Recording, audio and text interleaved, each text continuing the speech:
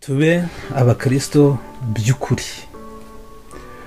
Muri Matayo igice cyaho ni icya 5 umurongo wa 14, Yesu yatuvuzeho arangije aravuga ati: muri umucyo w'isi, umudugudu wubatswe ku mpinga y'umusozi ntubasha kwihisha.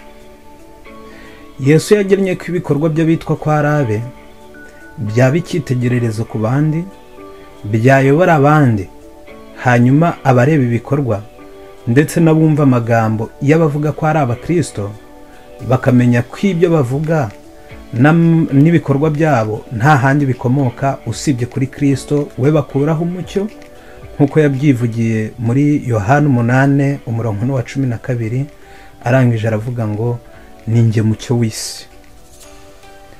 Ariko ubu abavuga ko ari umucyo w'isi, abavuga ko ari abakristo, bakavuga ko ari abana ba Kristo we mucyo w'isi, Yesu utarigeze wiba, abavuga ko ari abe bariba. Yesu utarigeze anegura, abavuga ko ari abe abenshi ni abahanga mu kunegura no kubeshya. Nanone kandi Kristo utarariganije, abenshi bavuga ko ari abakristo barariganya ndetse bakifashisha n'idini, bakifashisha kwitwa yuko bakiriye agakiza, kuba bafite Bibiliya mu ntoki cyangwa se mu bikapu byabo n'ibindi bashobora kuba bakoresha bijyaniranye n'idini kugira ngo uburiganya bwabo bugere ku ntego. Ariko Imana mu gahinda kenshi iritegereza ikavuga iti: ibyo urabikora ukibwira ko mpanye nawe rwose, ariko nzaguhana mbishyira imbere y'amaso yawe uko bikurikirana. Byanditswe muri Zaburi 50 umurongo wa 21. Imana yifuza ko tuba umucyo, ibikorwa byacu bikamurikira abandi, umwijima ugatamuruka mu isi. Muri Zaburi 34 umurongo wa 5, ijambo ry'Imana ritubwira ngo ho bamurebyeho bavirwa n'umucyo, mu maso yabo ntihazagira ipfunwe.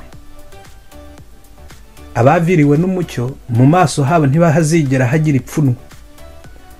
Nta buriganya bazagira, ntibazagira ubujura, ntibazagira kunegurana, ntibazagira gusambana, ntibazagira kunywa inzoga n'itabi, ntibazagira kuroga, kwica no kuragura, ntibazagira n'ibindi byaha ibyo ari byo byose abantu bakora bagatinya yuko byashyirwa ku mugaragaro.